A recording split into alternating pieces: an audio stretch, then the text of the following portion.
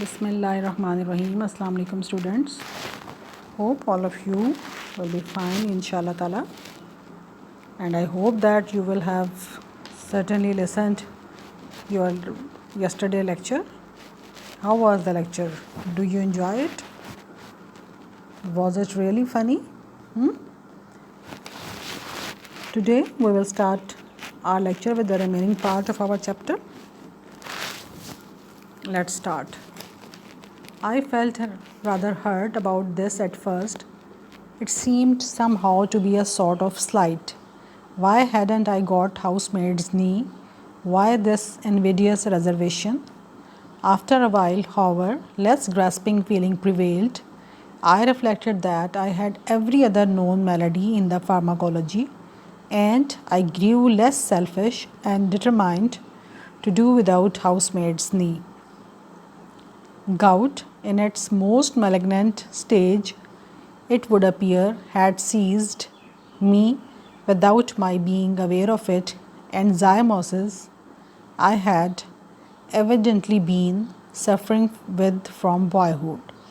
There were no more diseases after zymosis, so I concluded there was nothing else the matter with me.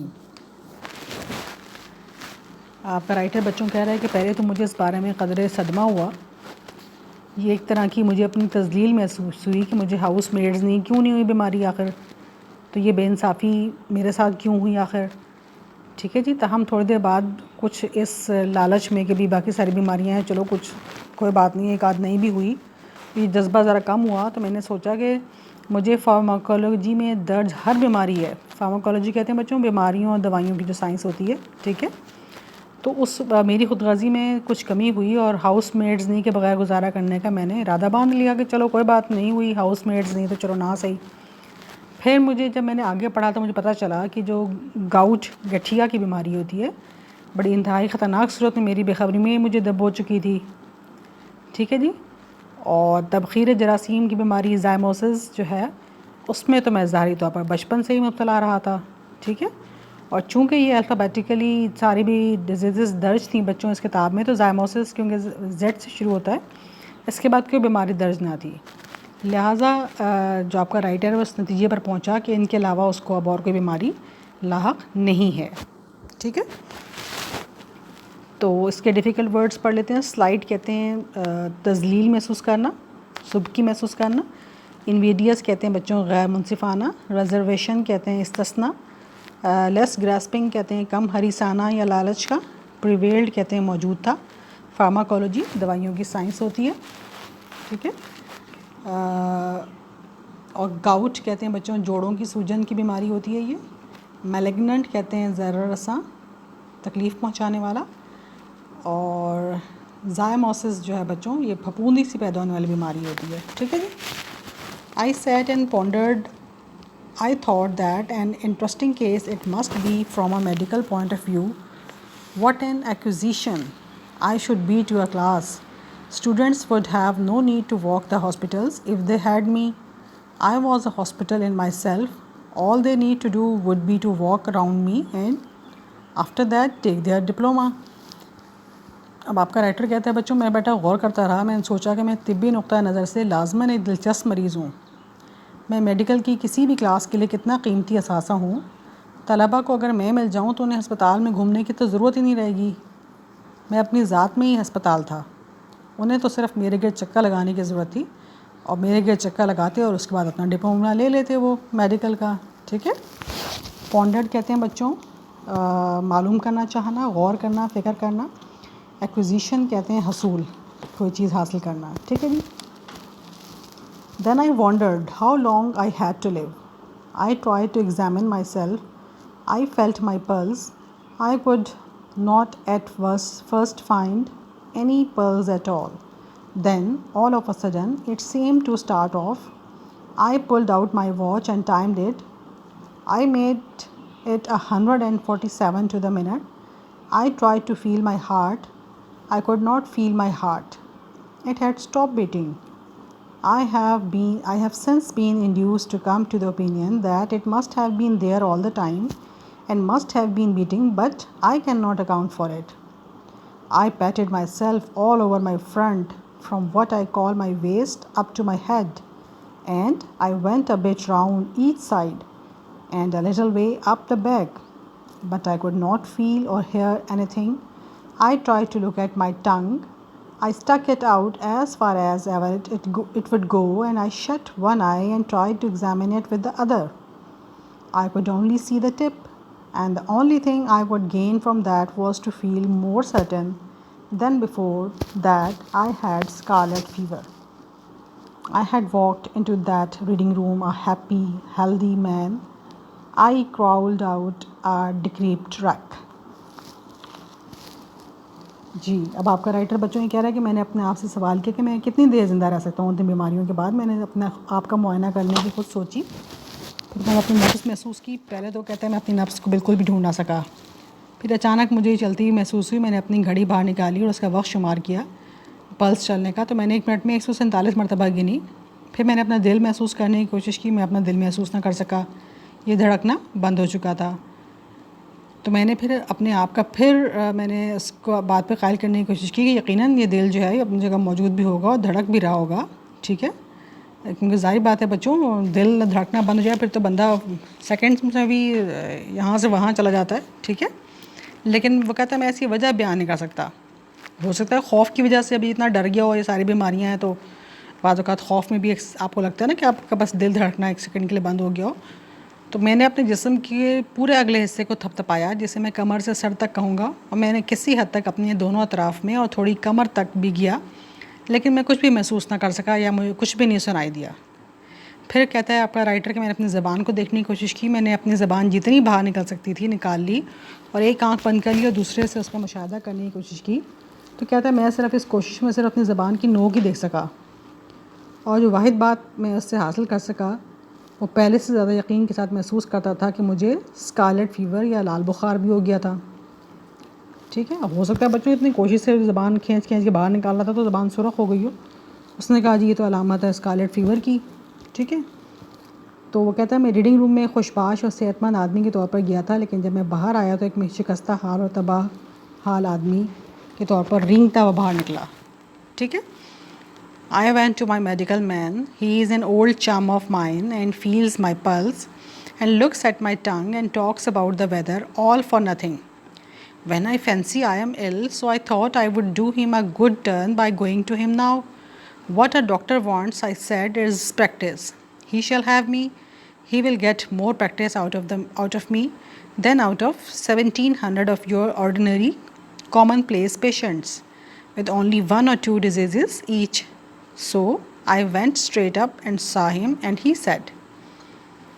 तो यहाँ पे बच्चों क्या कह रहा है राइटर आपका कि मैं अपने डॉक्टर के पास गया, मेरा पुराना लंगोटिया यार था। लंगोटिया यार कहते हैं बच्चों जो बहुत बचपन का गहरा दोस्त हो। तो उसने मेरी नब्ज़ महसूस की और मेरी ज़बान को देखा, फिर मेरे से मौसम के बारे में बातें शुरू कर दी और सब कुछ बिला मुआवजा, जबकि मैं ख्याल करता हूँ कि मैं बीमार हूँ। लिहाजा मैंने सोचा कि मैं इसके पास जाकर तो उस पर नेकी करूँगा। कोई डॉक्टर क्या चाहता है भला? मैंने कहा प्रैक्टिस। अगर किसी डॉक्टर को मैं मिल जाऊं तो उसे मेरे ज़रिए मामूल के आम 700 मरीज़ों की निस्बत ज़्यादा प्रैक्टिस मिलेगी, जिनमें से हर एक को सिर्फ 1 या 2 बीमारियां होती हैं, ठीक है। तो लिहाजा मैं सीधा उसके पास गया, उससे मिला और मैंने उससे कहा well what's the matter with you. I said I will not take up your time dear boy with telling you what is the matter with me.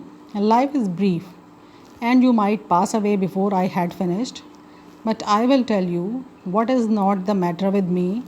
I have not got housemaid's knee. Why I have not got housemaid's knee, I cannot tell you, but the fact remains that I have not got it. Everything else, however, I have got. And I told him how I came to discover it all. अच्छा जी, तो वो उसने पूछा हाँ जी तुम्हें क्या मसला है। मैंने कहा प्यारे दोस्त, मैं ये बताने में तुम्हारा ज़्यादा वक्त नहीं लूँगा कि मुझे क्या मसला है। ज़िंदगी बड़ी मुख्तसर है, हो सकता है तो मेरी बात ख़त्म होने से पहले ही चल बस हो, इसलिए मैं तुम्हें ये बताऊँगा कि मुझे क्या नहीं है, ठीक है। बेहिश तब तहाशा बीमारियों का शिकार हूँ मैं। अब मैं तुम्हें सुनाने बैठा तो ये ना हो कहीं तुम्हारी जो है ना वो कहीं वफ़ात ही ना हो जाए। तो मैं तुम्हें सिर्फ ये बता देता हूँ कि मुझे सिर्फ एक इकलौती बीमारी जो है वो हाउस मेड्स नहीं, वो नहीं है। अब मुझे हाउस मेड्स नहीं क्यों नहीं है मैं तुम्हें इसकी वजह नहीं बता सकता, लेकिन हकीकत ये अपनी जगह पर मौजूद है कि ये बीमारी मुझे नहीं है।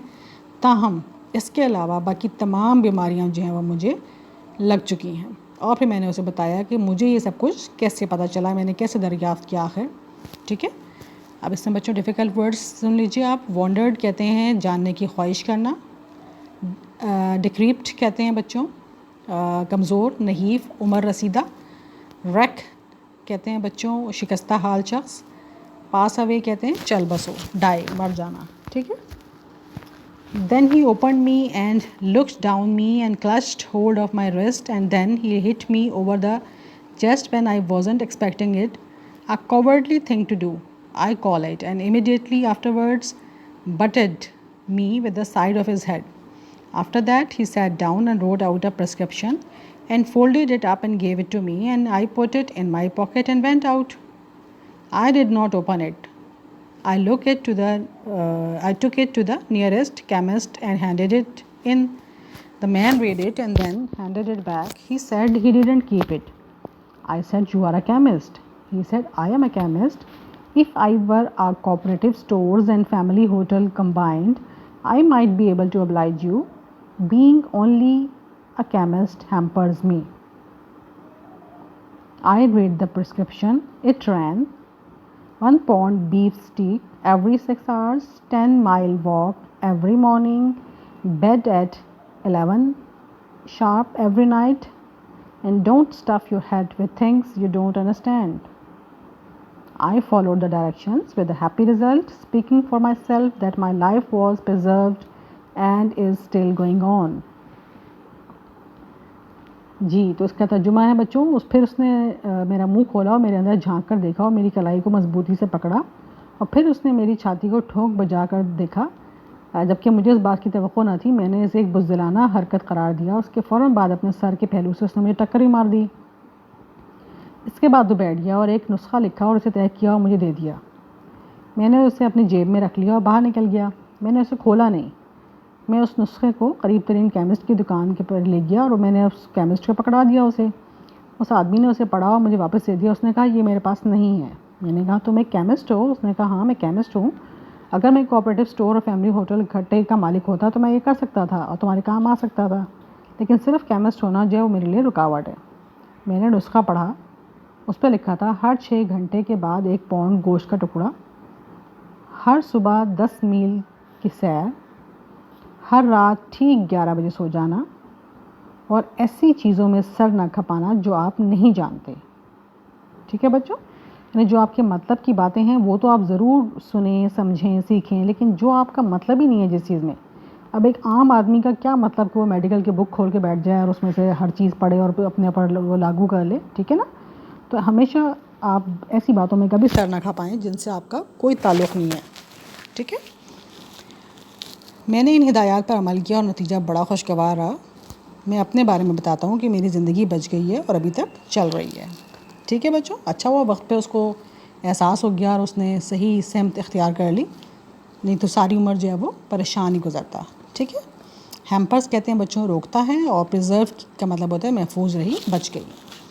اب اس پہ کریٹیکل نوٹ بھی آپ کی بک میں دیا ہوا ہے ایسے کے اوپر. The man who was a hospital is an example of humorous overstatement. The author wants the reader to have a laugh at his cost, but he wanted to offer his advice to all. Don't stuff your head with things you don't understand. بڑی اچھی بات کی ہے اس میں. ایک آدمی جو اسپتال تھا, بڑا مزاحیہ قسم کی مبالغہ آمیزی کی مثال. مبالغہ آمیزی کہتے ہیں بچوں بڑھا چڑھا کے بیان کرنا. ٹھیک ہے.